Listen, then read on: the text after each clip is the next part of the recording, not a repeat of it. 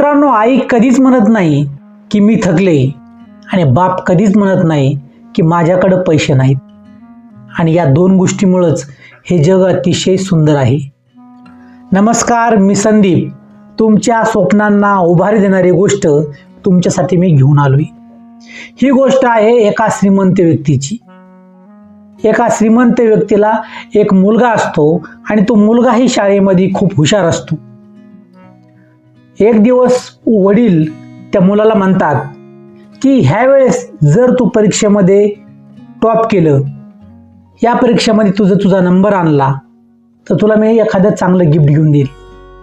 आणि मग हा मुलगाही अभ्यासाला लागतो, मन लावून तो अभ्यास करतो. आणि ज्यावेळेस परीक्षेचा रिझल्ट लागतो त्यावेळेस त्याचा नंबर आलेला असतो, तो खुश होतो.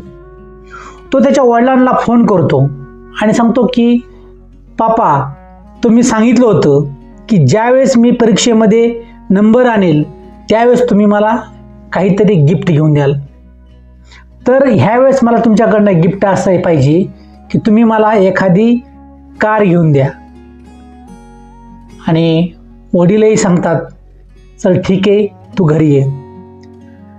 हा जो मुलगा आहे हा खूप आनंदी झालेला असतो, कारण त्यानं परीक्षेमध्ये यश मिळवलेलं असतं. हा घरी जातो. ज्यावेळेस हा घरी जातो त्यावेळेस त्याची मात्र निराशा होते, कारण त्याला दारामध्ये गाडी उभा असलेली दिसत नाही. ज्यावेळेस तो वडिलांना जाऊन भेटतो, वडिलांच्या पाया पडतो आणि सांगतो की पापा, परीक्षेमध्ये मी नंबर काढलेला आहे. वडिलांनाही खूप आनंद होतो. वडील त्याच्या हातामध्ये त्याचं गिफ्ट देतात आणि ते गिफ्ट एका पॅकिंगमध्ये रॅप केलेलं असतं. तो मुलगा ते गिफ्ट घेतो, त्याच्या रूममध्ये जातो आणि तो नाराज होतो. तो त्याच्या रूममध्ये जातो आणि तो स्वतःच्या मनाला बोलू लागतो की पापा, हे काय करायला लागलेत, काय ठरलं होतं आणि पापाने काय गिफ्ट दिले. तो ते जे पॅकिंग होतं ते काढतो. त्याच्यामध्ये रामायण ग्रंथ असतो आणि तो रामायण ग्रंथ बघितल्यानंतर तो मुलगा मनाला विचार करतो, तर पापांनी मला हे गिफ्ट दिले. आणि मग तो त्या ठिकाणी ते रामायण तसंच साईडला ठेवतो आणि नाराज होतो. इतका नाराज होतो की तो ठरवतो की आता या घरी राहायचं नाही.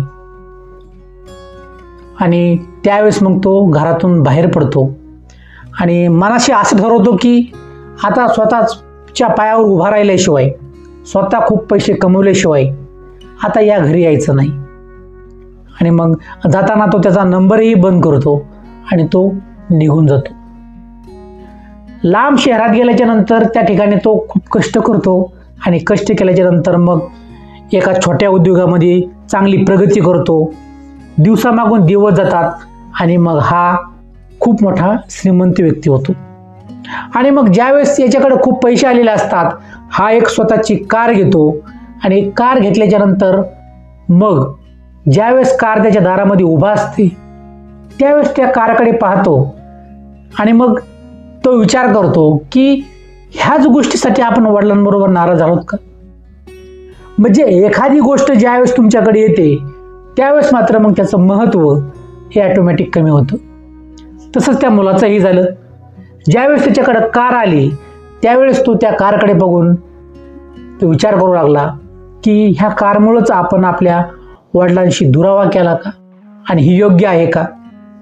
ज्यावेळेस स्वतःच्या मनाशी तो बोलत होता त्यावेळेस मग त्याला वडिलांची आठवण खूप येऊ लागली आणि त्याला असं वाटू लागलं की ह्या भौतिक गोष्टीमध्ये काहीच नाही. आणि मग तो वडिलांना फोन करतो आणि त्यावेळेस तो फोन एक नोकर उचलतो आणि तो नोकर म्हणतो की छोटे मालक, इतके दिवस तुम्ही फोन का नाही केला, तुम्ही कुठे होतात इतके दिवस. मोठे मालक जे आहेत ते थोड्या दिवसापूर्वी त्यांचा मृत्यू झालेला आहे आणि आता मोठे मालक आपल्यामध्ये नाहीत. ही गोष्ट ऐकून त्या मुलाला खूप वाईट वाटतं. नोकर त्या मुलाला म्हणतो की तुम्हाला आम्हाला कळवताही आलं नाही, तुम्ही तुमचा नंबरही बदलला, त्यामुळे कशाही प्रकारचा तुमच्याबरोबर कॉन्टॅक्ट करता आला नाही. आणि मग तो मुलगा खूप रडतो. तो त्याच्या घरी जातो. घरी गेल्यानंतर त्या ठिकाणी वडिलांचा फोटो असतो, त्याला हार घातलेला असतो, त्या फोटोच्या तो पाया पडतो आणि म्हणतो की पापा मी चुकलो, तुम्ही मला गिफ्ट दिलं नाही, या छोट्याशा गोष्टीवरून मी इतकं नाराज व्हायला नको होतं. आणि मग ज्या वेळेस तो पापाने दिलेलं गिफ्ट पाहतो, ते पुन्हा एकदा उघडून पाहतो, त्यामध्ये रामायण ग्रंथ असतो आणि त्याचबरोबर एक आतमध्ये पॉकेट असतं आणि त्या पॉकेटमध्ये गाडीची चावी असते. आणि मग तो समजून जातो की पापांनी मला गिफ्ट केलं होतं, पण मीच त्यावेळेस हे गिफ्ट व्यवस्थित पाहिलं नाही आणि मी उगाच त्यांच्यावरती नाराज झालो आणि घर सोडून गेलो. मित्रांनो, ज्या वेळेस त्या मुलाला ही गोष्ट समजते त्यावेळेस वेळ निघून गेलेली असते.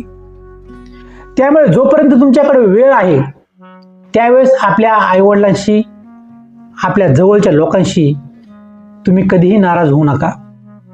त्यांच्याशी काही वाद असतील तर तुम्ही ते वाद बोलून मिटवू शकता, परंतु त्या लोकांबरोबर तुम्ही नाराज राहू नका. या गोष्टीतनं आपल्याला एक गोष्ट शिकायला मिळते की ईश्वर जो आहे, ईश्वर तुम्हाला वारंवार गिफ्ट देत असतो, बक्षीस देत असतो, परंतु तुम्हीच ते घेत नाहीत.